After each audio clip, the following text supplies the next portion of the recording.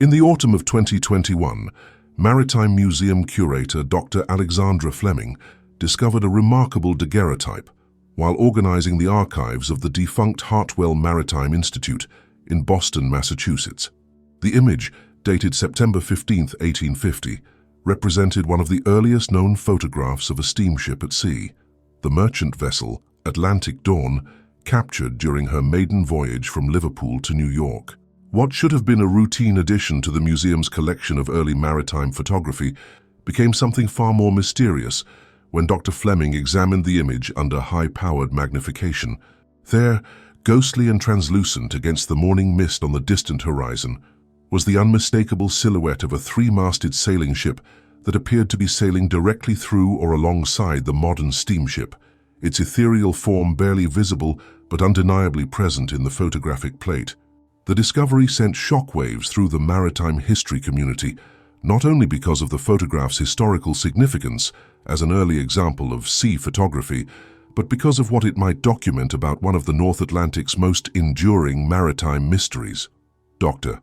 Samuel Whitmore, a specialist in early photographic processes at Harvard University, was contacted when initial analysis revealed that the ghostly vessel in the background bore a striking resemblance to the merchant ship Seraphim, which had vanished without trace in the North Atlantic in November 1823, taking all 47 souls aboard to a watery grave that had never been located despite extensive search efforts. The Atlantic Dawn had been a symbol of the new steam age, representing humanity's triumph over the unpredictable winds and currents that had claimed countless sailing vessels over the centuries. Built in the shipyards of Glasgow by renowned engineer William Morrison, the steamship incorporated the latest innovations in marine engineering, including iron reinforcement, improved boiler design, and paddle wheels that could maintain consistent speed regardless of weather conditions.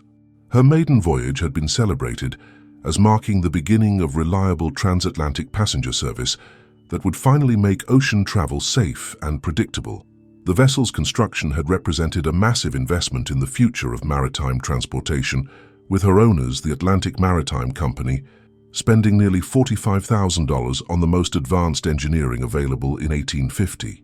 The ship featured innovations that would become standard in later steamship design: watertight compartments, improved ventilation systems for passenger comfort, and the first marine chronometer specifically designed for steam-powered vessels. Most significantly, the Atlantic Dawn incorporated safety features that had been developed in response to the numerous sailing ship disasters of previous decades. The photograph itself had been taken by Captain James Hartwell, a pioneering maritime photographer who had convinced the ship's owners to allow him passage specifically to document the historic voyage.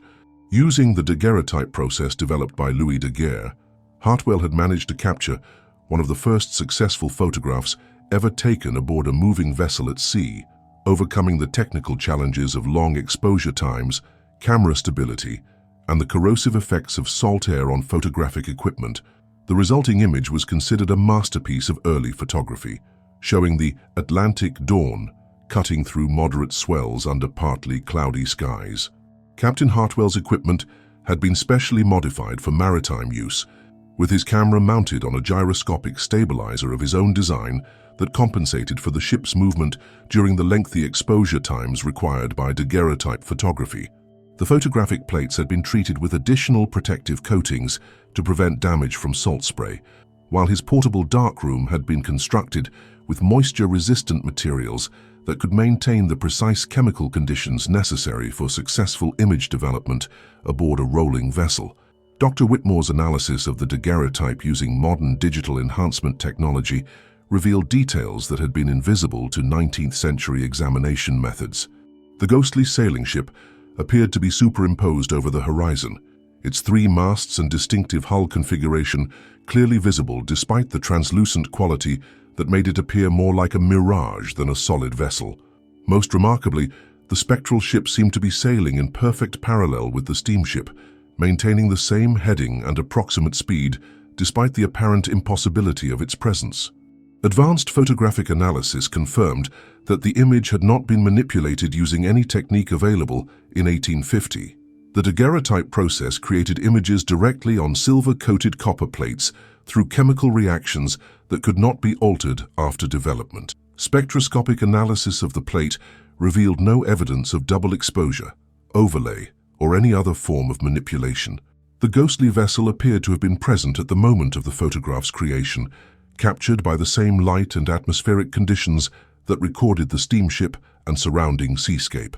The investigation revealed that Captain Hartwell himself had been aware of the anomalous vessel during the photography session, though his account of the incident had been dismissed as the result of optical illusion or atmospheric phenomena. According to his personal journal, discovered among the Maritime Institute's archives, Hartwell had observed what he described as a spectral sailing vessel that appeared intermittently on the horizon during the early morning hours of September 15, 1850. At approximately 7:30 a.m., while preparing my photographic equipment for the morning session, I observed what appeared to be a three-masted ship approximately 2 miles off our starboard bow, Hartwell wrote in his journal entry for that date. The vessel appeared to be sailing on a parallel course to our own, maintaining consistent distance, despite our steam-powered advantage over wind-dependent vessels. Most peculiar was the ship's ethereal quality. At times it appeared solid and distinct, while at others it seemed to fade to near invisibility, as if composed of morning mist rather than timber and canvas. Hartwell's detailed observations continued throughout the morning, documenting how the phantom vessel seemed to respond to changes in the steamship's course and speed. When the Atlantic Dawn increased power to navigate around a patch of rough water, the ghostly sailing ship appeared to adjust its own course accordingly, maintaining the same relative position despite having no visible means of propulsion beyond what appeared to be spectral sails that billowed with winds that affected no other vessel in the area. If you're as intrigued as we are by these secrets of the past, consider subscribing to not miss any of our future investigations. T. Fleming's research into the history of the Seraphimus revealed that the lost sailing ship had been following approximately the same route as the Atlantic Dawn when it disappeared in 1823. The Seraphim had been a merchant vessel carrying passengers and cargo from Liverpool to New York, making it one of dozens of ships that had vanished without trace in the treacherous North Atlantic waters during the Age of Sail. What distinguished the Seraphim from other maritime disappearances was the complete absence of wreckage, survivors, or any evidence of what had caused the ship to vanish during what contemporary reports described as favorable weather conditions.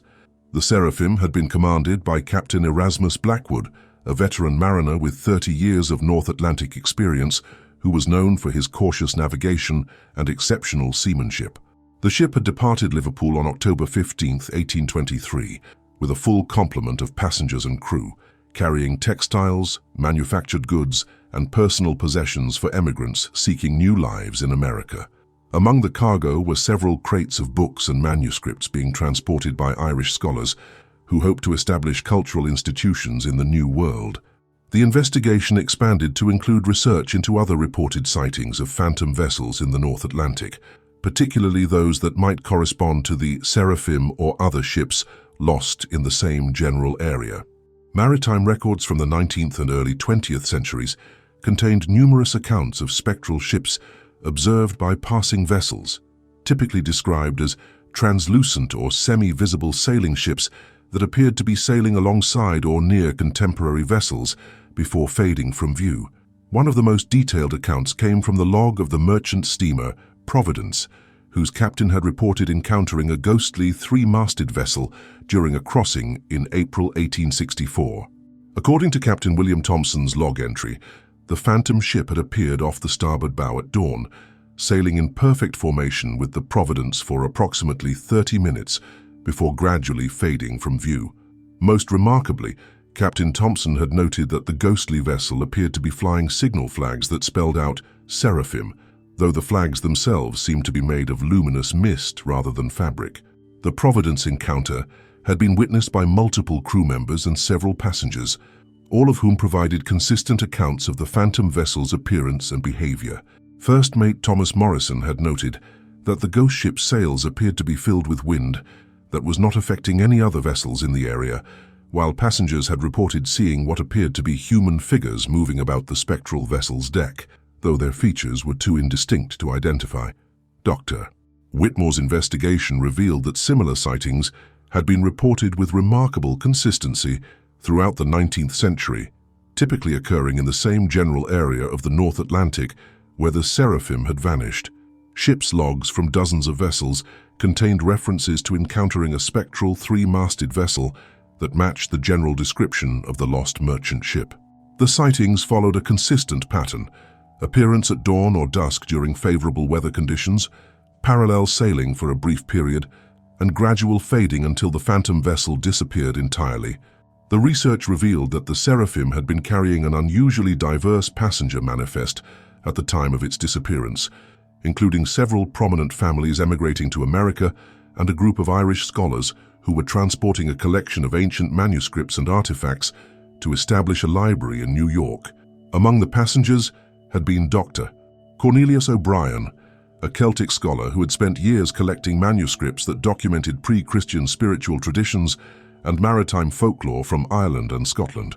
Dr. O'Brien had been a respected member of the Royal Irish Academy, specializing in the preservation of Gaelic cultural traditions that were rapidly disappearing due to British colonial policies and the effects of the Great Famine.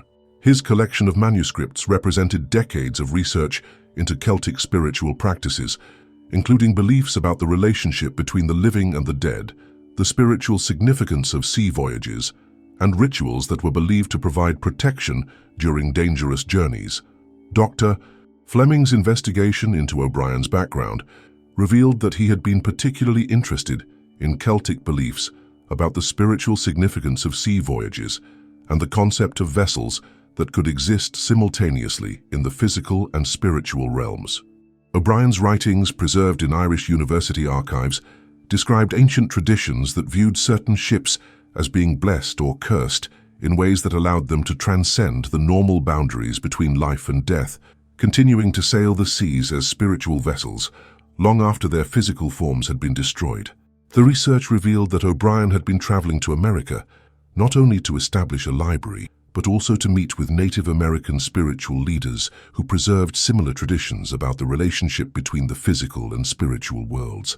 He had corresponded with several Cherokee and Iroquois scholars who had described their own maritime spiritual practices, including beliefs about vessels that could carry the souls of the dead to spiritual realms beyond the physical world. The investigation revealed that several of the manuscripts being transported aboard the Seraphim had dealt specifically with maritime spiritual traditions, including rituals that were believed to bind the souls of passengers and crew to their vessels in ways that ensured their continued existence even after physical death. These traditions suggested that ships lost at sea under certain spiritual conditions might continue sailing as ghostly vessels, carrying the spirits of their passengers and crew on eternal voyages through both physical and supernatural realms.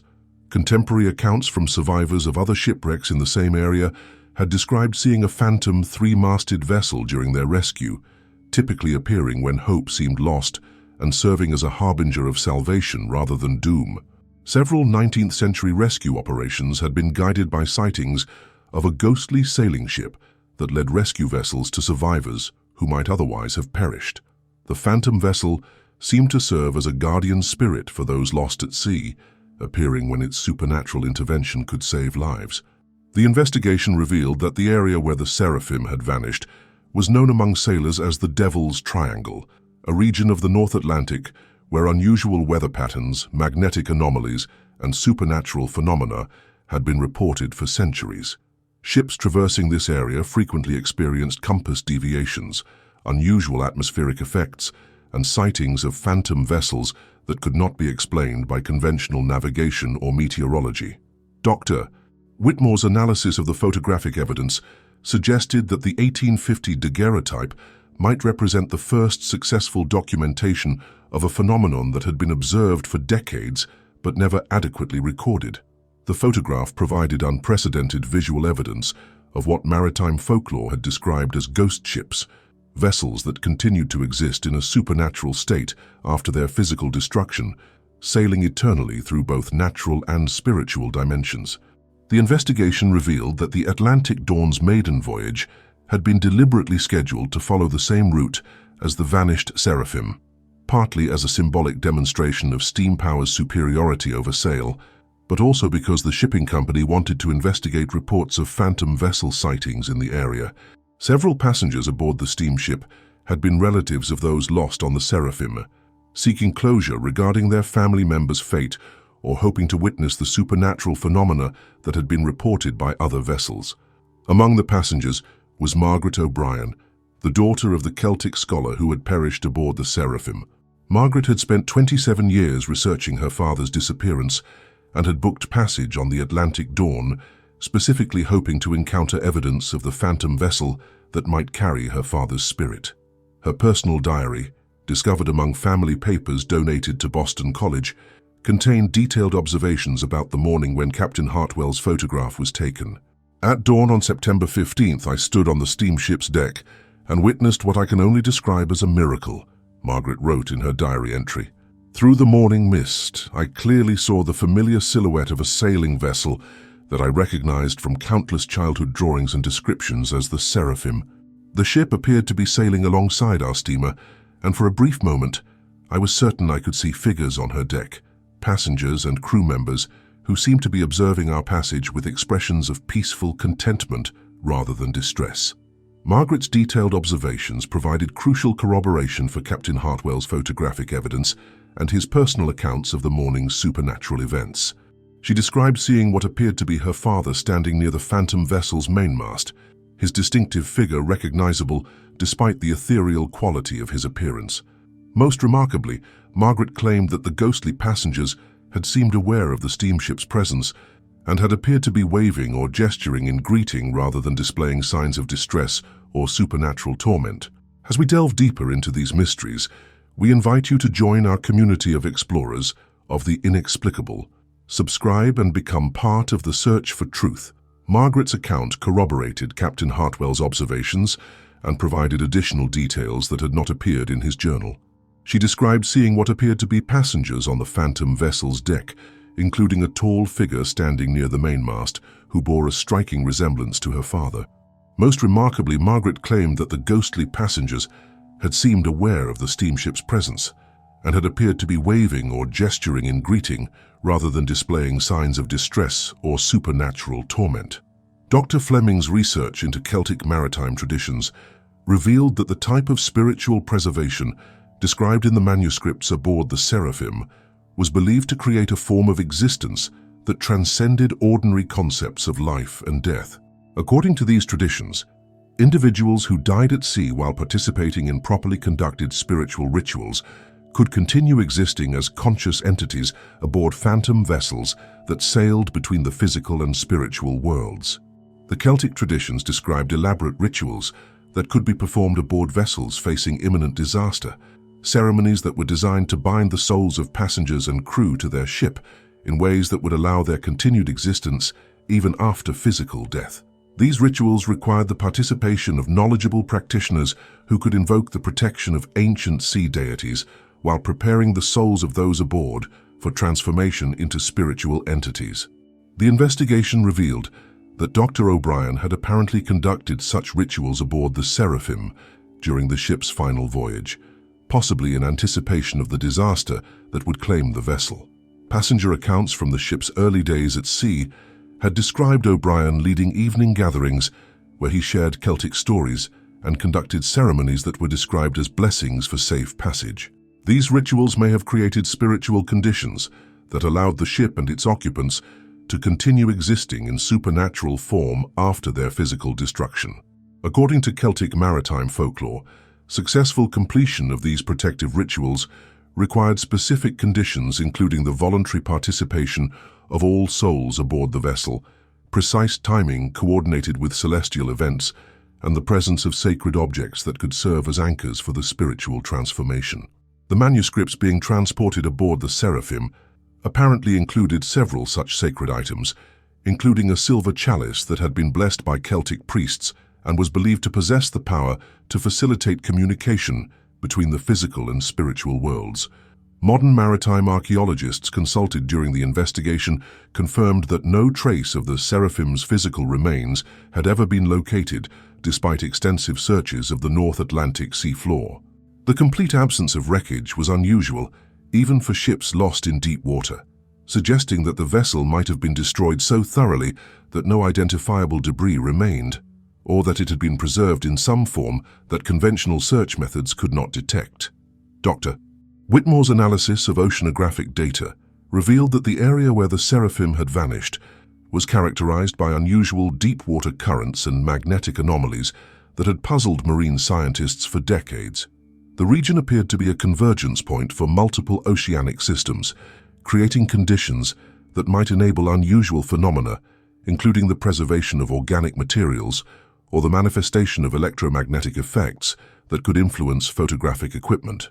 The oceanographic research revealed that the area experienced regular upwelling of deep, mineral-rich waters that created unique atmospheric conditions during certain weather patterns. These conditions included temperature inversions that could create optical mirages, electromagnetic disturbances that affected compass readings and radio communications, and atmospheric pressure variations that some researchers believed might enable the manifestation of supernatural phenomena. The investigation expanded to include consultation with experts in paranormal phenomena, who could provide context for the apparent documentation of supernatural activity in Captain Hartwell's photograph. These consultations revealed that similar photographic evidence of ghostly vessels had been reported from other maritime locations around the world, typically in areas where significant shipwrecks had occurred and where local traditions maintained beliefs about the spiritual significance of sea travel. Research into comparable phenomena revealed several other documented cases where early photographers had captured apparent images of phantom vessels, though none were as clear or well documented as the 1850 daguerreotype from the Atlantic dawn. These cases shared common characteristics: early photographic techniques that seemed particularly sensitive to supernatural phenomena, maritime locations with histories of tragic shipwrecks, and ghostly vessels that appeared to be sailing in company with contemporary ships rather than manifesting as isolated apparitions. The investigation revealed that daguerreotype photography appeared to be particularly effective at capturing supernatural phenomena, possibly due to the direct chemical interaction between light and silver that characterized the process. Unlike later photographic techniques that relied on gelatin emulsions and multiple development stages, daguerreotypes created images through direct exposure of silver-coated plates to light, potentially making them more sensitive to subtle electromagnetic effects that might be associated with spiritual manifestations. Dr. Fleming's investigation revealed that the Atlantic Dawn's maiden voyage had been more successful than her owners could have anticipated, not only demonstrating the reliability of steam-powered ocean travel, but also providing unprecedented documentation of supernatural phenomena that had been the subject of maritime folklore for centuries. The voyage had marked the beginning of a new era in ocean transportation, while simultaneously confirming the existence of spiritual forces that transcended technological advancement. The research revealed that several passengers aboard the Atlantic Dawn had reported profound spiritual experiences during the voyage, particularly during the morning when the phantom vessel had been observed and photographed. Many described feeling a sense of connection to loved ones who had been lost at sea, while others reported dreams or visions that seemed to provide comfort and closure regarding maritime tragedies in their family histories.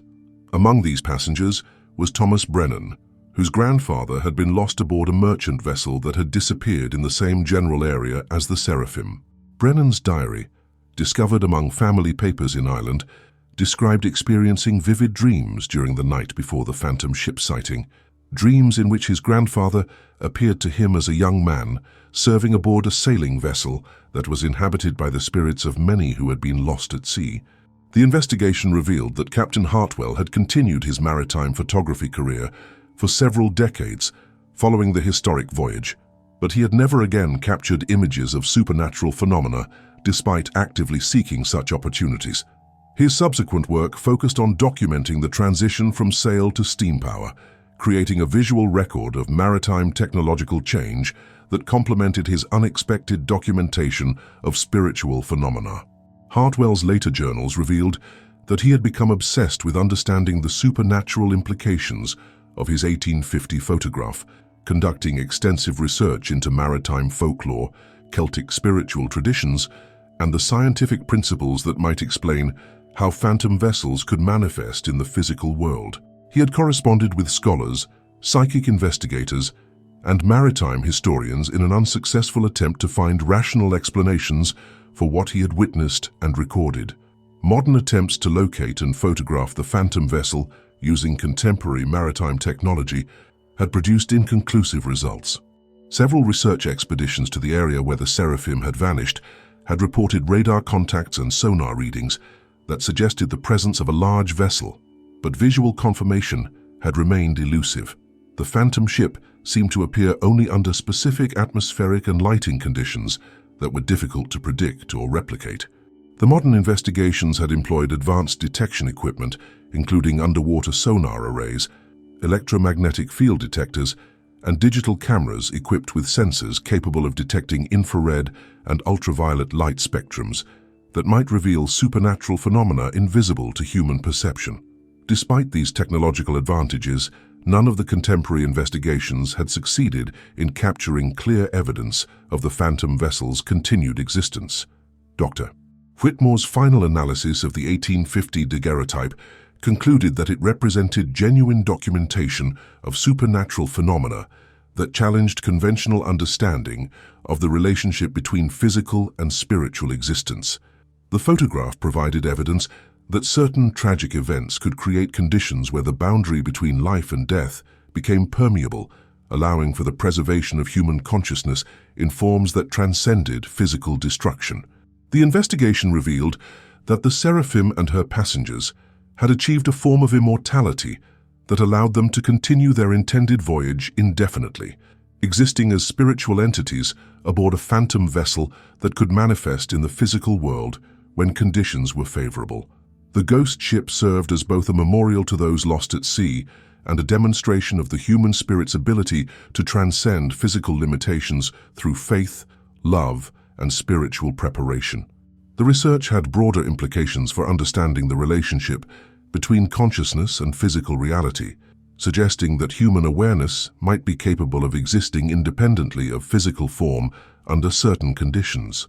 The Seraphim case provided evidence that spiritual beliefs and practices could create tangible effects that extended beyond individual psychology into objective reality, enabling the preservation of consciousness beyond physical death. Modern maritime safety officials consulted during the investigation noted that phantom vessel sightings had declined significantly during the 20th century, possibly due to improved navigation technology and rescue capabilities that had reduced the number of ships lost at sea.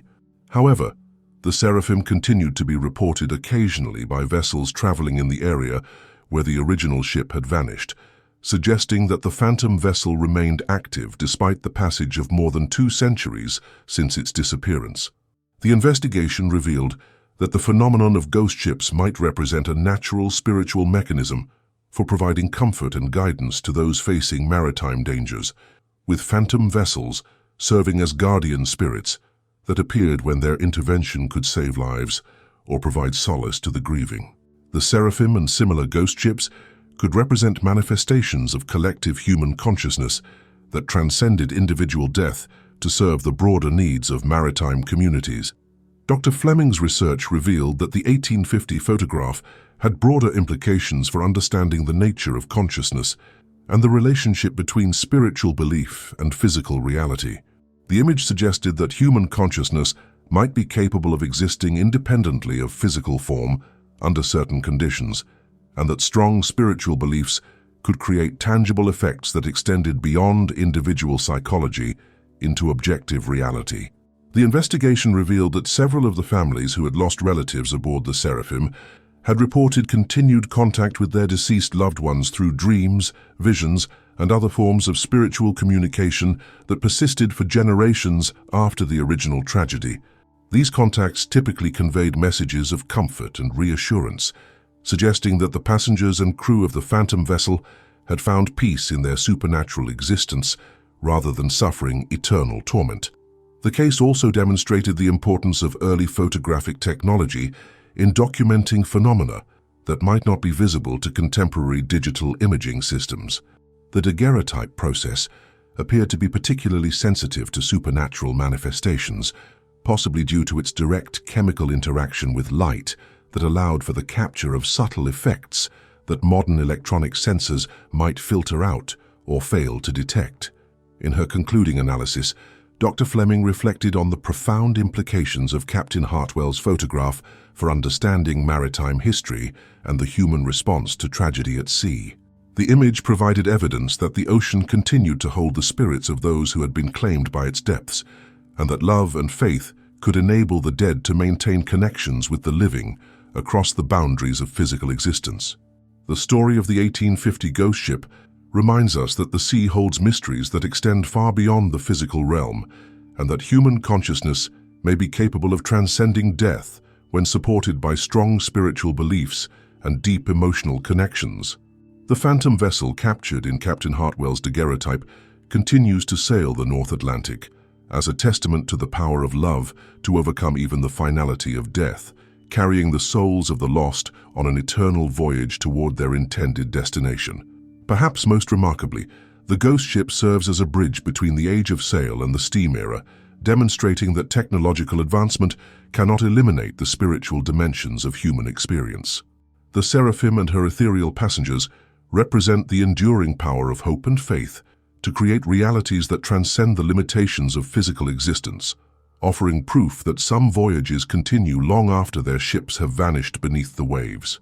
The past guards secrets that challenge comprehension, and what we've uncovered in the depths of that 1850 photograph reveals that some vessels sail beyond the boundaries of life and death, carrying the souls of the lost on journeys that transcend time itself. Perhaps the real question isn't whether ghost ships exist, but whether we have the spiritual sensitivity to recognize when the departed reach across the veil to offer us comfort, guidance, and proof that love truly can conquer death. The true nature of this mystery remains in the shadows, but we want to know your opinion. Use the comment section below and tell us what you believe. If you are fascinated by unraveling the secrets behind our darkest histories, subscribe to the channel and activate notifications, for there is much more to be unmasked